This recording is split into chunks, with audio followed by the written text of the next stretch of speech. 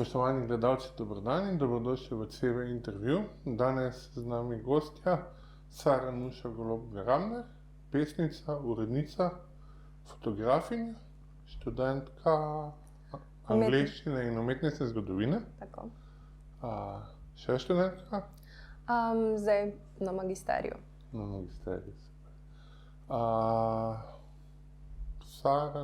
Sara Nuša je avtorica knjige Gnjoče rože, pa mogoče za začetek povej, kako je do te knjige prišlo, kako dolgo je nastajala, kako je prišlo do objave. Pravzaprav je ta knjiga, če rečemo, kako dolgo je nastajala sama knjiga, bi rekla, da je bilo to recimo kakšno leto. Kar se tiče pa same poezije, ki je v knjigi, je pa druga zgodba, ker sem si želela res vključiti tudi zelo zgodnje pesmi, ko sem jih pisala, ko sem bila stara 16. Sicer je prišla od tega not samo ena, ampak pravzaprav so pesmi res iz daljše dobe. Niso seveda ne vse, kar sem jih kadarkoli napisala, seveda je bila neka izbira, večina jih je od let, ko sem bila stara, mislim, da 23. Ampak ja, nastajala je kar nekaj časa, tisto eno leto pa bolj intenzivno, ko sem se res odločila, da bi rada izdala to zbirko, da bi rada pač nasplošno izdala nekaj svoje poezije. Do objave je prišlo tako, da sem preko prijatelja pravzaprav izvedela za založbo, se dobila z Dušanom Hedlom in potem se je začelo to sodelovanje. Pravzaprav je pa tudi čist naravno prišlo do tega, da je Dušan ugotovil, da me zanima tudi uredniško delo in pol pravzaprav, ko je bila moja knjiga že v procesu, sem začela delati tudi kot urednica. Ok, hvala lepa. Pa mogoče, če začnemo s tem, kaj je bil tisti prvi klic poeziji, pravi, da najstarejše pesmice, odkar si bila stara 16 let, kaj je prvič spodbudilo pisanje, kdaj se začne to prvo najstniško pisanje? Pravzaprav pri 16 recimo itak vsi imamo neke turbulentne dogodke, ko se nam takrat zdijo, kot da so konec sveta. In recimo, da sem jaz v tistih letih imela take svoje prve dramatične življenjske dogodke. In takrat sem pol nekako čisto spontano začela pisati, ugotovila, da mi to pravzaprav ful ustreza, recimo, da gre. Nisem nikomur kazala, nisem nikjer objavljala, nisem se trudila, da bi bilo to karkoli več kot pa nekaj za mene. Sem pa v tistem obdobju in že prej pač ogromno brala, seveda, ne vem, to je verjetno kar logično, da Silvijo Plath, Daneta Zajca, nasplošno vedno sem oboževala poezijo in pol je bilo to nekako tak naraven prehod iz tega, da sem jo veliko brala, da sem jo začela pisati. Kaj pa je privedlo do te odločitve? Rekla si, odločila sem se, da izdam zbirko in takrat se je začelo to bolj intenzivno pisanje.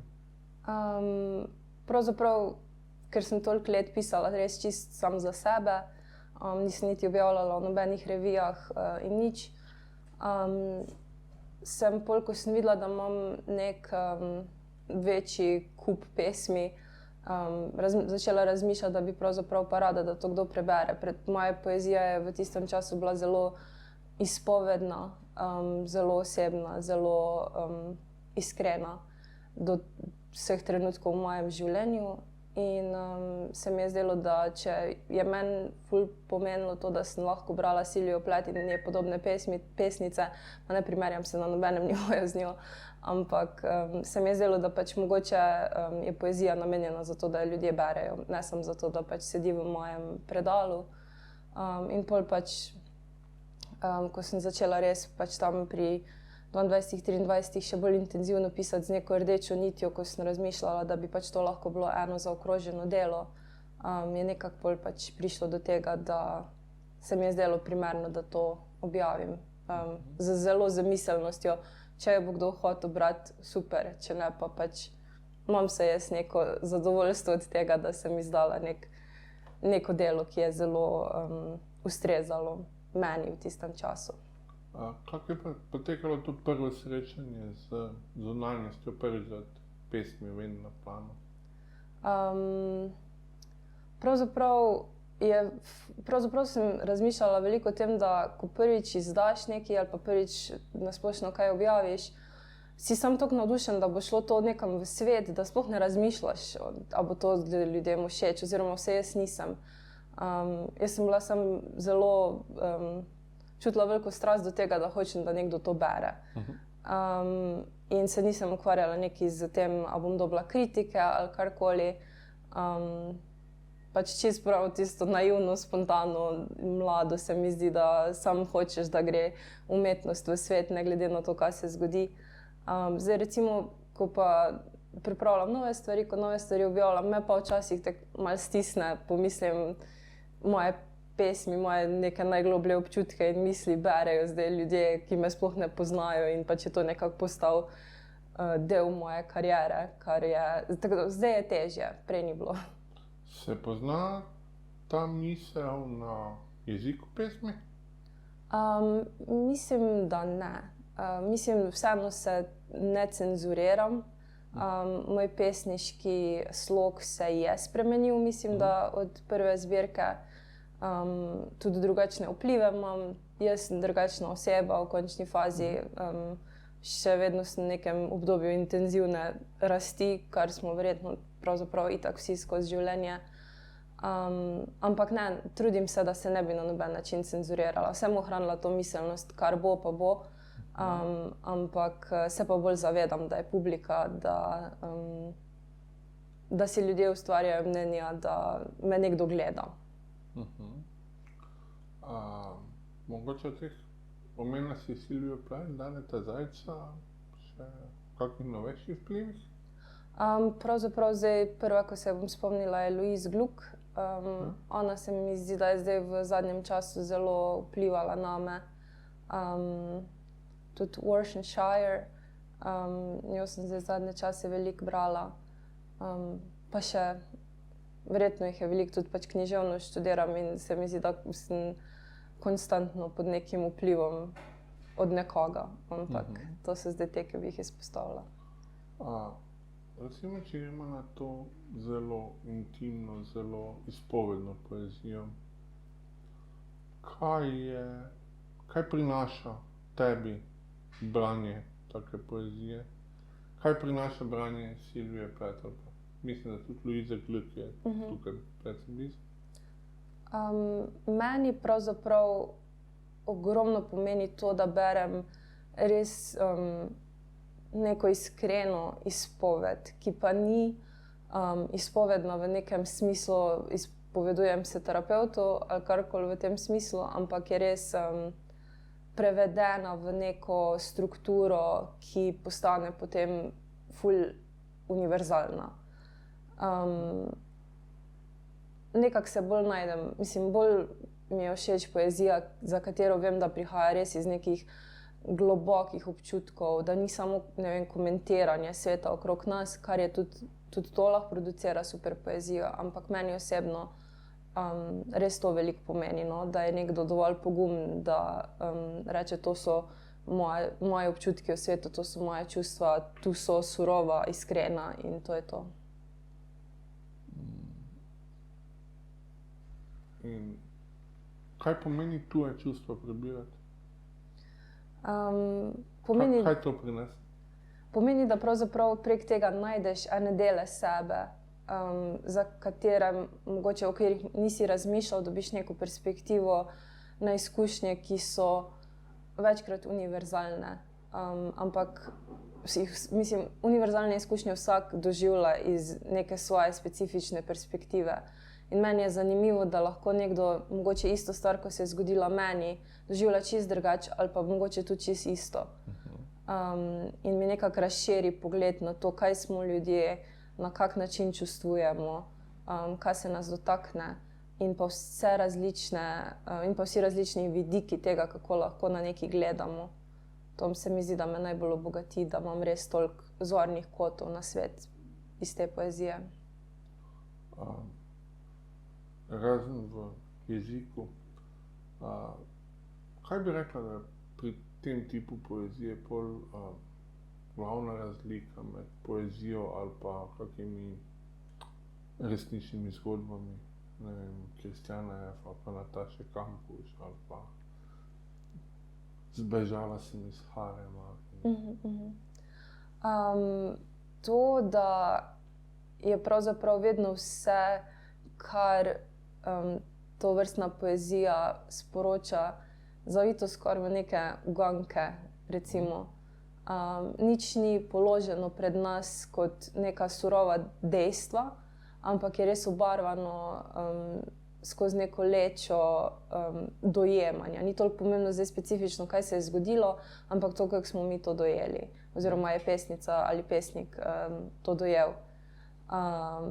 To mislim, da je največja razlika tega, da se skozi metafore, skozi preoblikovanje, skozi neke prispodobe to oblikuje v neki čist magičnega, spremenljivega in nekaj, kar lahko interpretiramo tudi na različne načine.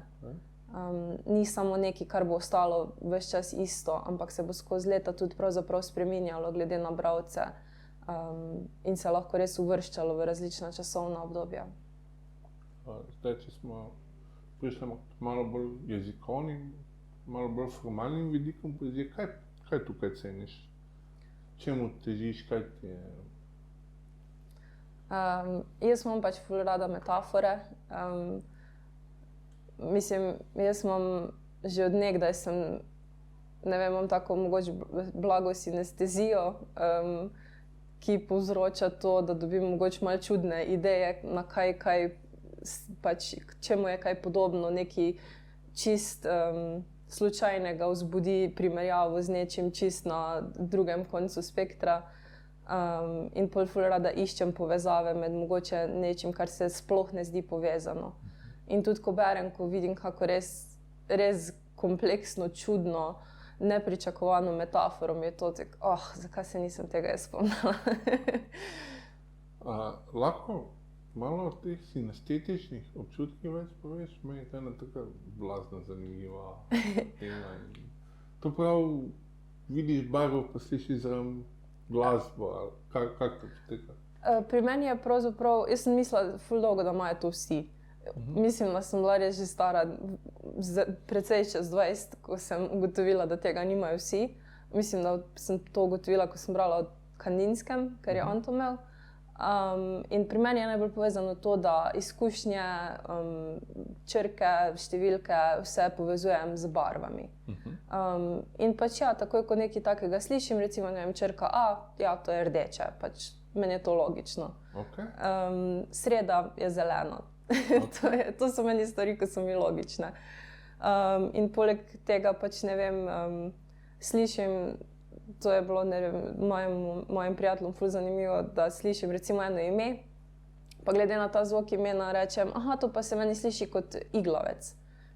Spominja me na iglice na drevesu, to ime samo. Tako da mislim, da je ful povezano nasplošno z nekimi koncepti, pa besedami, recimo, pa neko vizualno percepcijo tega. To je pri meni. Eni imajo pa pol recimo, ne vem, z okusom, z zvokom bolj povezano. S čem so povezane gnijoče rože? Jaz sem gnijoče rože tako videla kot nekaj črnega. Zato je tudi knjiga oblikovana temu zvesto. Je zelo črna, z rdečim, belim poudarkom, ampak to je črna knjiga. Ravno smo tukaj, si tudi fotografinja? Še poveš kaj o tem? Fotografiram pravzaprav že res zelo dolgo. Začela sem pri 14 letih, ko sem prišla na gimnazijo, ugotovila, da je fotokrožek. Jaz sem takrat ful oboževala filmsko fotografijo, pravzaprav najprej, pa tudi modno fotografijo, ker smo vedno imeli doma ogromno Vogue revij in pač so mi bili ti editoriali, recimo sploh kak Tim Walker, res fascinantni, magični. In potem sem ugotovila, da bi pravzaprav lahko jaz, da imam priložnost to delati, pa sem bila tako, okej, pa bom. Nisem imela sploh fotoaparata, nič s nekim telefonom, sploh se ne spomnim, kaj takrat, če sploh niso bili, mislim, da pametni telefoni.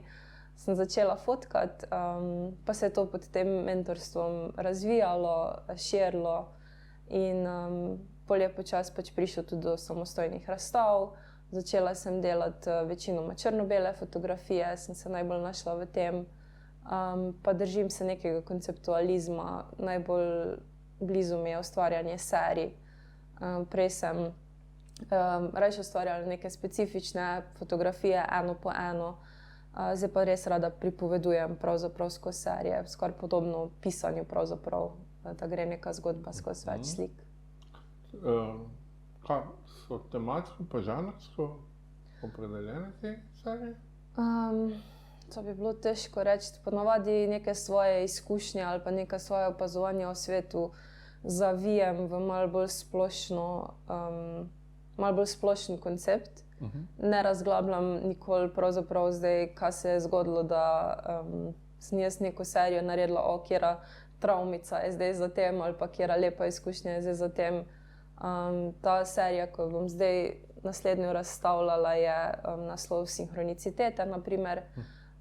In sem pač neka svoja opažanja o naključjih v življenju, neko moje razmišljanje o usodi povezala z Jungovim konceptom sinhronicitet, tega, kako se neki mali detajli, neka mala navidezna naključja pravzaprav povezujejo v pomensko celoto, ki nam da občutek, da gremo po pravi poti v svetu.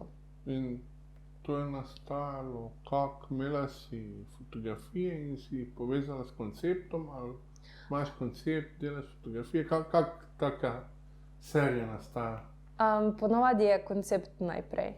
Vse je že zgodilo, da sem naredila kako naključno fotko, ko sem pol videla, da bi se lahko nekam razvijala, pa sem delala na ta način, ampak 90% časa imam koncept, ko nečem intenzivno razmišljam, imam neko obdobje, v katerem sem res vpeta v eno temo, ki se mi zdi, da jo moram izraziti. Pa sem začela delati, včasih sem delala ful bolj impulzivno. Sem tako, ok, grem zdaj fotkat, vidimo, kaj se zgodi, kakšna slika bo prišla iz tega.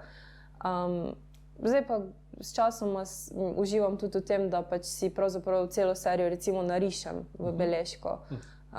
Pa zraven pripombe, kaj bi moglo biti narejeno, na kak način, kako bom to pol obdelala.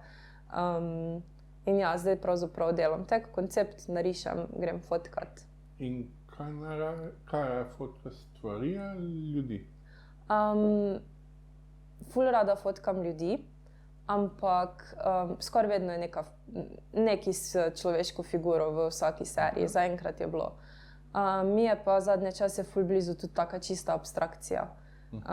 Poskušam dopolnjevati, ker ponavadi je rdeča nit vsake serije neka človeška izkušnja in se mi zdi nekako naravno, da vključim človeka v vsako serijo. Imam pa res zdaj ful rada tako abstrakcijo, ki že temelji na čisto recimo klasično likovnost, da se gleda pravzaprav že ponekod, ne vem, narisano ali karkoli podobnega, ampak je še vedno fotka.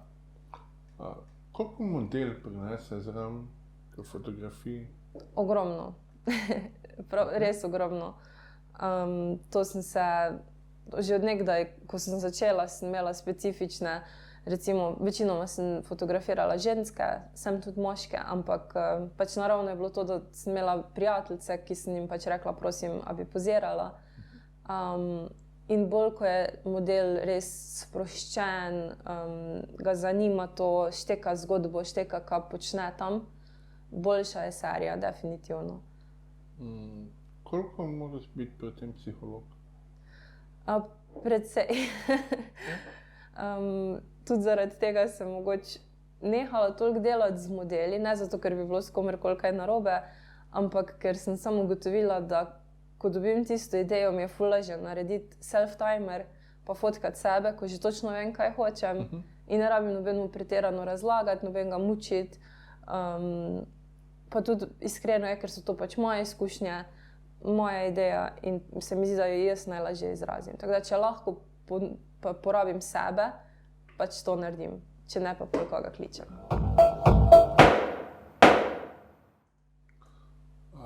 Koliko se ti zdi, da je v času socialnih medijev fotografija postaja naša najljubša oblika izraza? Ja, se mi zdi, da je to kar varno reči. Zdaj lahko fotografira vsak. Mene to ne moti. Vem, da marsikoga pač moti to, da je res, res neka nasičenost za fotografijo in ne vem, amaterskimi fotografi, ampak meni se zdi to ful lepo pravzaprav. Zdaj imamo res vsi dostop do tega, vsi lahko obeležimo kjerkoli dogodek, ki ga želimo. In če je ljudem ful fajn fotkati kavice, drevesa, karkoli, pač res karkoli, pač se mi to ne zdi nič slabega. Jaz, če bi imela socialne medije, ko sem začela fotografirati, pa bila mlajša, mislim, ok, imela sem Facebook, ampak še ni bilo toliko neko deljenje slik popularno, kot je zdaj, bi verjetno tudi fotkala vse, pa objavljala, pa se pol iz tega tudi, če hočeš res se ukvarjati s fotografijo, bolj ko fotkaš, bolj se naučiš fotkati, čist simple in meni je to čist cute, da uživamo zdaj vsi v tem. Želiš povedati, kje lahko vidijo tvoje fotografije? Če na Instagram napišete Sara Nuša Golob-Grabner, me boste ziher našli. Za fotografsko stran imam SNGG, potem je pa tam tudi link do moje spletne strani, tudi na Facebooku imam eno stran, mislim, da je tudi isto SNGG. Tako da se najde, sad samo pogooglam. Če hočem videti fotografije, vzamem en telefon, lahko naslednje pol ure listam. Malo težje se mi zdi, da je tako poezijo brati. Ja. Prvo, a bi se strinjala s to tezo, da je težje tako poezijo brati? Ja, definitivno. Zdaj je ful veliko te Instagram poezije, kar je meni všeč, ker sem preko določenih strani našla nove pesnike, ker marsikdo pač objavlja pesmi slovenskih pisateljev in mi je to ful všeč, ampak še vedno je pa pač najbolj, da si vzameš knjigo, tudi če je Kindle, karkoli, pa pač se lahko v miru sedeš pa bereš, da nisem tisto, ker pač tempo je drugačen na socialnih medijih. Težko se je res usesti pa tisti eno objavo na Instagramu res koncentrirano prebrati pa razmišljati o njej, ker imamo že instinkt, da pač gremo scrollati naprej. In, ja. Kje za tebe najbolj živi poezija? Kdaj ti najbolj prebereš? Ko imam res mir doma na kavču s knjigo in to je to, takrat je tak moj čas. Tudi na kakih branjih recimo se me večkrat res dotakne, čeprav jaz pač vedno rajše poezijo berem, nisem toliko zvočni tip človeka, da bi pač lahko, ko je nekdo bere meni, jo toliko zaznala. Tako da pač imam res rada, da sem sama pa v miru preberem. Jo bereš ti na glas? Jo berem, ko jo moram. Ko so, mislim, noben me ne sili, ampak ko so branja, se jih pač, če sem povabljena, z veseljem udeležim in jo tudi berem, ja. Se pravi, Daneta Zajca doma recimo ne boš brala na glas? Ne, razen če bom res navdušena nad kakim verzom, pa bo kdo slučajno zraven, pa bom, a ti lahko to preberem, ampak ponavadi je ne berem na glas. Zdaj, malo smo šli skozi fotografijo, pa bi šel po isti poti nazaj. Zdaj, glede na to, da imaš sinestezije, koliko se ti ta dva projekta dopolnjujeta? Kako je razmerje med tem, kaj fotografiraš, pa med tem, kaj pišeš? Pravzaprav včasih je bilo, se mi zdi, da bolj povezano, zdaj pa sploh ne več. Mislim, se najdejo pri pesmih in fotografijah iz istega obdobja neke iste teme, ampak se mi zdi, da lahko to ugotovim samo jaz, ali pa mogoče osebe, ki so vpletene v neko zgodbo, ki jo pripovedujem. Mislim pa, da kdo drug ne bi ugotovil, da govorimo o istih stvareh, recimo v poeziji pa fotografiji. Pa tudi fotografija se mi zdi, da je mogoče bolj vezana na neke širše izkušnje, poezija pa mogoče bolj specifična pri meni. Te mika kdaj razglednice, da imaš na eni strani fotografijo, na drugi strani pa pesem? Ja, je zanimiva ideja, pa to smo tudi pri Stigmi recimo naredili že z temi printi za Pride mesec, pa to smo kombinirali nekako vizualno poezijo. Meni je to vedno privlačno, tak se mi zdi, da čudovito funkcionira skupaj vedno vizualna umetnost pa poezija. Tako da ja, mi je zanimiva ideja. Kako pa pesmi nastajajo? Ponavadi čist impulzivno, čist dobim idejo ali pa mogoče se preden da grem spat spomnim enega verza, pa se spomnim, da ta verz imam, pa grem naprej pisati. In pol, ko je napisano, verjetno stoji neki dni, pa razmišljam o tem, pa premetavam se in tja, kaj bi boljše ustrezalo. Tako da verjetno ena pesem recimo ima obdobje tri dni recimo rabim, da jo spravim do tega, kar hočem, da je. Ampak prvi začetek pesmi je pa vedno čist po impulzivni inspiraciji. Zelo redko, da se res usedem pa rečem, zdaj bom pa pisala pesmi. Tak, ja. Te inspiracije moraš takoj se vsesti pa napisati ali čakaš, če je dovolj močno?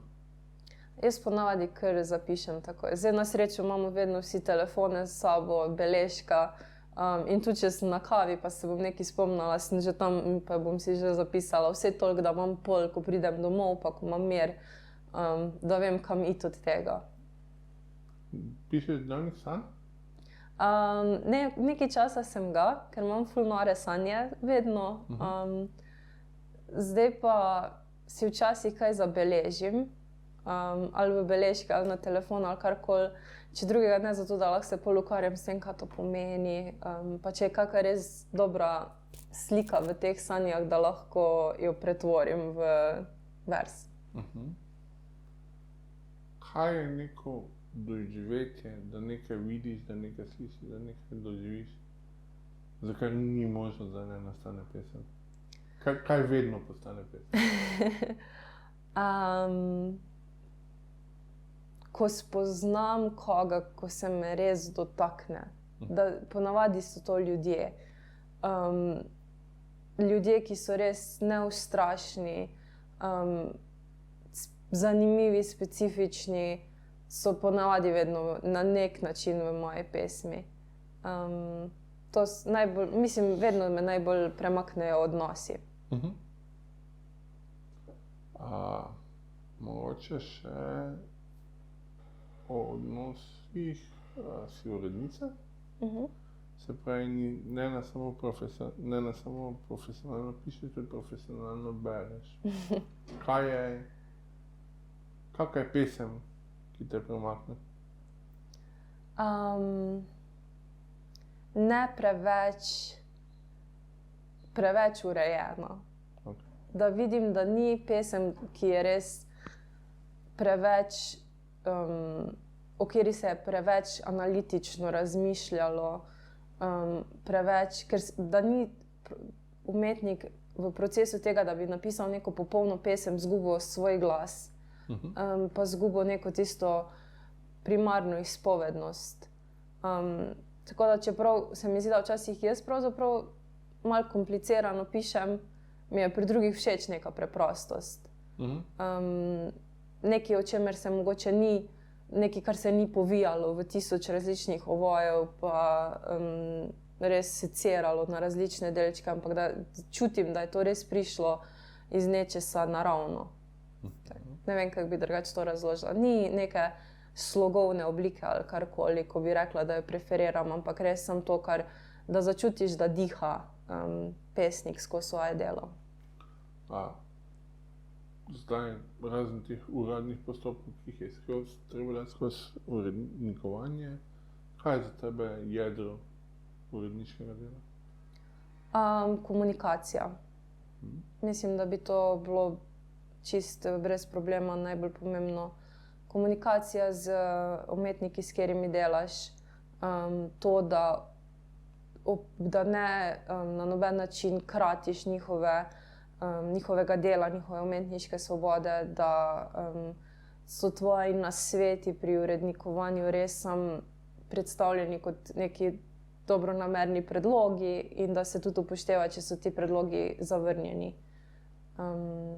Tako neko vodstvo skozi pristno, pa iskreno, pa kvalitetno komunikacijo.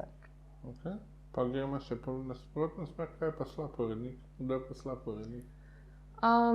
Kdorkoli, ki zapusti recimo svojo profesionalnost pri izražanju, ki recimo forsira neke svoje ideje, da bi mogle biti uporabljene,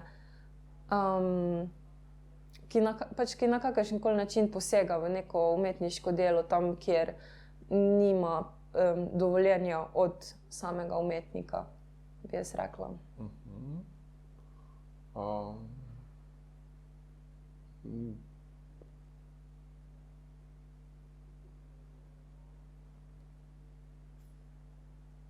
Koliko je pomembno, da ima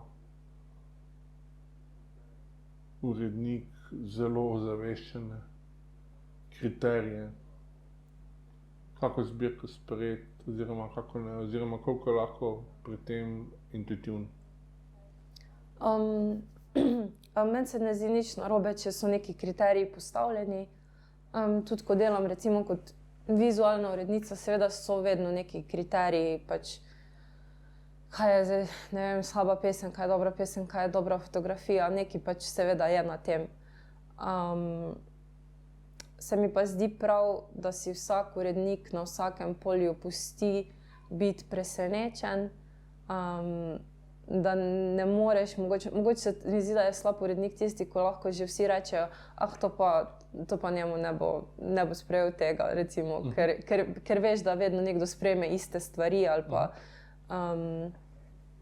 se mi zdi, da je fajn, da imaš nek širok spekter, pa si odprt za različne načine izražanja, ker včasih tudi tebe preseneti, da ti je kaj všeč, ko ne bi pričakoval, da ti bo. Recimo, če bi jaz hotel napisati najslabšo pesniško zbirko, kaj je možno? Kak nasvete bi mi dala? To bo mogoče zdaj nesramno, ampak mogoče, da uporabljaš nek zastarel jezik, se mogoče preveč zanašaš na meter in rimo v tem času, mogoče preveč neke patetike, kaki vmes uporabljeni. To pač je nekaj, kar meni ni blizu. Pa nimam kaj, tudi meter in rima lahko super delujeta v sodobni poeziji, sploh ne rečem. Ampak tako recimo neko oponašanje prešernovskih stilov bi zdaj recimo jaz označila kot slabo. Te zanima tudi delo kustosa? Ja, zelo. Pravzaprav zdaj delam tudi kot kustosinja za fotogalerijo Stolp, tudi prek projektov včasih tudi za druge ustanove, pač druge ljudi tudi, in mi je to res čudovito, ful uživam, vidim se v tem tudi v prihodnosti. Pri urednikovanju, sploh pri urednikovanju pesniških zbirk je tako, da dostikrat pesnik v dogovoru z urednikom ali pa urednik preko zaporedja pesmi pove neko zgodbo. A je podobno pri postavljanju razstav? Ja, definitivno. Če je serija, je postavitev ful pomembna. Ponavadi je tudi, mislim, skoraj vedno umetnik ustvarjal v zaporedju. In večina umetnikov pač si želi prostor prej videti, naredijo se recimo tudi lahko simulacije sten, da se res najde idealna postavitev za tisti prostor, kar je ful pomembno. Jaz to kot kustosinja in kot fotografinja pač upoštevam, da je postavitev izjemno pomembna, zaporedje je pomembno. Tudi če je serija fotografij ali slika ali česarkoli, recimo, da ni bila ustvarjena z zaporedjem, moraš upoštevati nek ritem prostora in že takrat postane to pomembno. Tako da, ja, bi rekla, da je to vedno. Kakšni prostori so najbolj zanimivi? Najbolj zanimivo je seveda, če ni taka klasična bela kocka. To je najlažje, najbolj pravzaprav tako, seveda je to ideal z nekim razlogom, ker pač je to in za gledalca in za kustosa in za umetnika pač najlažje. Ampak recimo, ne vem, že pri galeriji Stolp, vidim, ker je v 3 nadstropjih, je čisto nek nov izziv tega, kaj bo v prvem nadstropju, kaj bo v drugem, a se bo zdaj zgodba razvijala od najvišjega navzdol, od najnižjega navzgor, kaj bomo uporabili, katero steno, Tudi umetniki vidim, da se veliko bolj morajo posvetiti temu, kako bojo zdaj povedali svojo zgodbo, če ne more biti linearna v enem prostoru ali pa v recimo dveh podobnih prostorih, da mora iti, so neke stopnice vpletene, nek čist drugačen ritem dojemanja. Ampak je pa zanimivo, ker se pol najdejo tudi bolj inovativne rešitve. Kakšne razstave so za Kustosa večji izziv? Individualne, retrospektive, skupinske razstave? Kaj je tebi bliže? Kaj je izziv? Meni se zdi, da je največji izziv so skupinske razstave. So ful zanimive, ful jih je prijetno kustosirati, tudi zato, ker toliko različnih vidikov dobiš skozi to, toliko različnih umetnikov spoznaš, čist neke različne pristope, vse v enem. Je pa najtežje, zaradi tega, ker je seveda tisto rdečo nit razstave treba pol tudi predstaviti tako, da so vsi enakovredni, da je vse isto upoštevano, da je vse v nekem toku, tudi če so različni slogovni pristopi, da vseeno razstava teče. In je bila tudi prva razstava, ki sem jo res čisto samostojno kustosirala, ta razstava Alkimisti, ki je bila skupinska razstava. In sem kar bila recimo vržena v to, pa tudi prej sem kustosirala skupinske razstave Fotokluba Maribor recimo. In sem res začela s skupinskimi razstavami, ampak sem ugotovila, da so definitivno mi najtežje, ker je veliko lažje, če imaš samo eno serijo, enega fotografa, tisto eno rdečo nit, ki pač je skozi to izražena, kot pa recimo pri skupinskih, ko je tisto rdečo nit treba pravzaprav splesti v eno kito iz različnih nitk. Kako se pa te skupine tvorijo? To se prej dogovorijo umetniki, mi bi radi imeli skupinsko razstavo, ali to galerija reče, zdaj pač te je treba razstaviti, ali to ti izbereš, kako se to jedro, ta katalog skupinske razstave? To je čisto odvisno, pač včasih se zgodi, da že neki umetniki radi ustvarjajo, da so že oni formirali neko skupino, pa že oni imajo idejo tega, na kak način bojo se izražali kot skupina. Včasih je ideja galerije, kustosa, koga bi bilo fajn povabiti, kdo mogoče ima podobne vidike na neki, kar bi bilo lahko izraženo skozi skupno temo. Zdaj gremo spet malo na poezijo nazaj. Si tudi soavtorica oziroma tvoj prispevek je tudi pri antologiji psevdopoetov, Milimeter in pol, ki jo jaz berem v bistvu kot neki generacijski statement. Mi lahko poveš kaj o tej antologiji? Ta antologija je pravzaprav se začela tako, da me je Tom Weber kontaktiral, če se mi zdi, da bi bila založba pač pripravljena to izdati. Pa meni se je zdela ful dobra ideja, pa sem seveda rekla, da bom nesla idejo naprej, da vidimo, kaj se zgodi. In ja, jaz sem pravzaprav najprej bilo, kot da bom jaz sodelovala pri tem kot urednica. Pa se je Tom bil pač pravzaprav predlagal, da se pridružim psevdopoetom, pa je pol on pravzaprav postal urednik tega, kar mi je čist super ustrezalo. In prek tega sem pač spoznala psevdopoete, ki se pravzaprav tudi skozi dopolnjujejo. Se mi zdi, da se ful super vključujejo vedno neki novi glasovi na mladi literarni sceni k temu. In ja, pravzaprav takoj padeš v to skupino, ki je res, kot si rekel, ja, funkcionira kot nek generacijski statement. Ker čeprav imamo ful različne sloge, imamo vsi ene iste lastnosti, vsi en isti spirit tega, kaj hočemo skozi poezijo povedati. In ja, pravzaprav antologija je nastala zelo svobodno, z dopuščanjem tega, da vsak prispeva karkoli hoče. Ampak je nastala ena, se mi zdi, vseeno povezana celota. Kaj pomeni biti psevdopoet? Kaj pomeni pridružiš se psevdopoetom? Psevdopoet pravzaprav v sami osnovi pomeni to, da se očitno ne jemljemo toliko resno, da bi lahko rekli, ja, resni pesniki,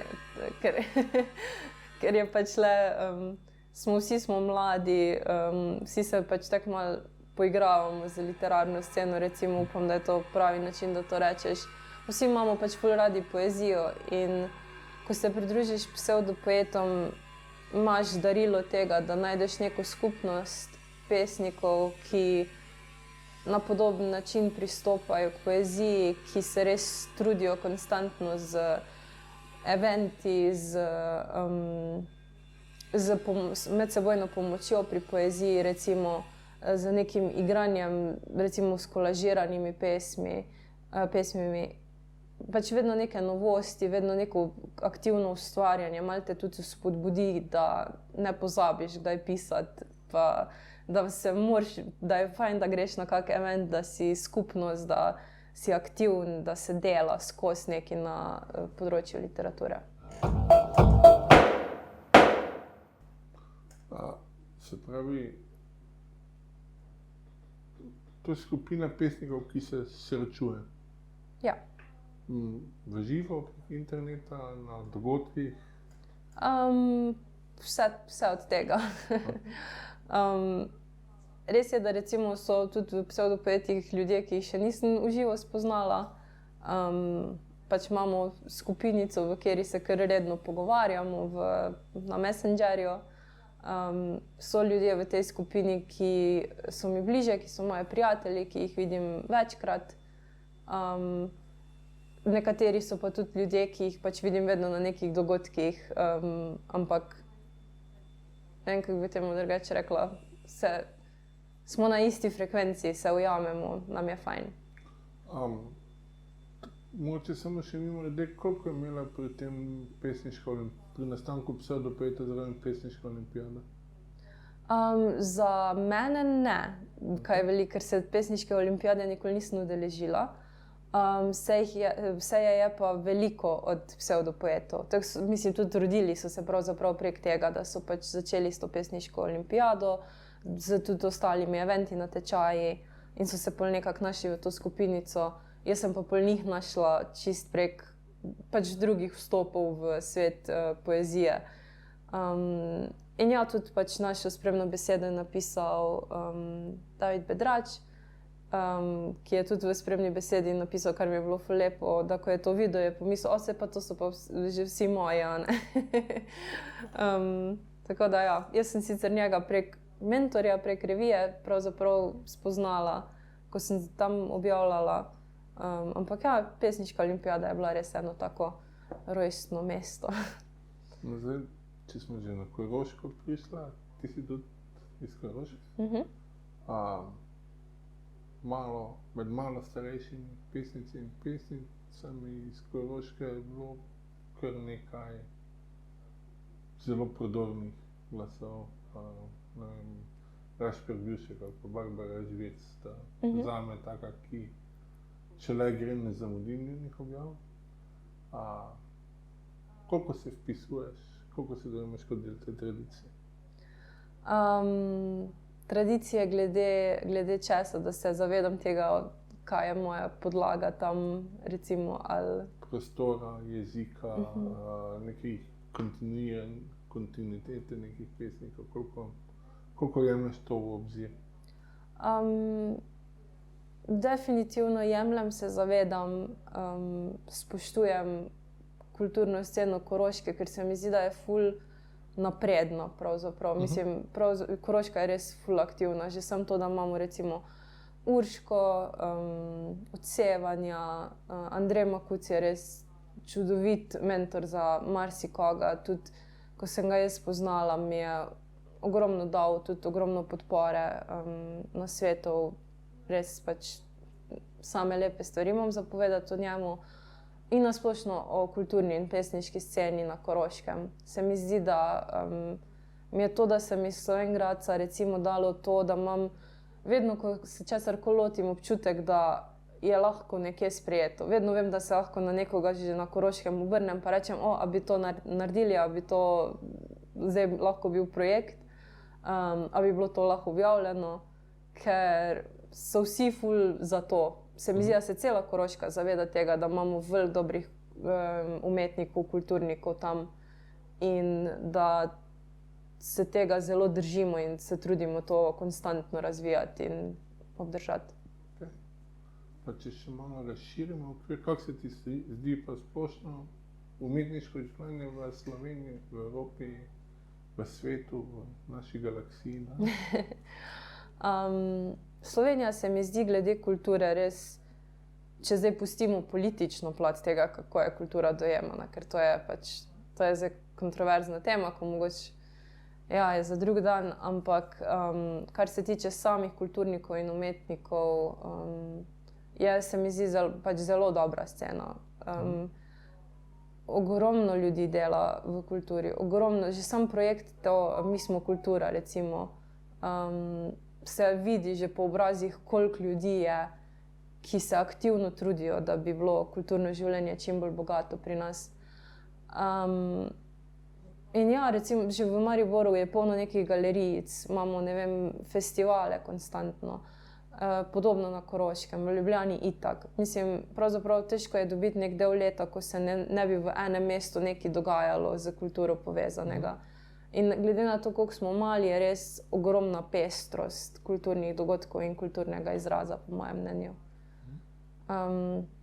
Kar se tiče pa sveta, pa drugih držav, pa se mi zdi, da mislim, itak, že sam, če gremo na Dunaj, je taka prestolnica kulture, recimo. Kultura je pač vse povsod zelo živa, pa zelo zaželena, pa ljudje zelo uživajo v njej. Je pa seveda tudi vse povsod, sploh trenutno, zelo nespoštovana. Iz vidika oblasti videna kot mogoče nepotrebna, zato ker ni produkcijsko naravnana na neko koristno vrednost, kar pač je simptom kapitalizma. Mislim, vse tega ne vidijo kot nekaj koristnega, ker pač ne vem, ni nekaj, kar se bi zdaj recimo prodajalo v milijonskih nakladah ponavadi, smo videli te primerjave z Modrijani in tako naprej, kaj je zdaj bolj vredno od koncertov in tako. Ne bom se mogoče zdaj v vlado spuščala. Homer je napisal knjigo, ki se predaja že 5000 let. Vse to. To lahko Modrijani za začetek doseže, ampak dobro.